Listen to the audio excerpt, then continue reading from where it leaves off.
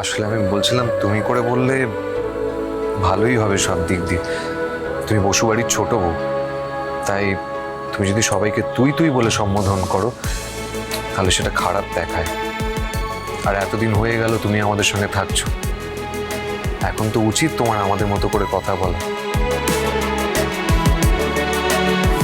Hello রাঙা, ভুদন তুই কি হয়েছে রে?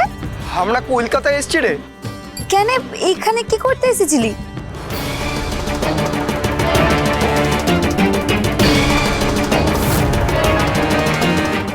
ভুদন, তোরা আমার শ্বশুর বাড়িটাতে আয়। কার এত বড় সাহস যে তোদের অপমানটা করে? আমরা জঙ্গলের গ্রামটোর মানুষ বলে কি আমাদের কোনো সম্মানটা নাই? আমিও দেখব কার এত সাহস যে তোদের অপমান করে। তোরা আগে এখানে আয়।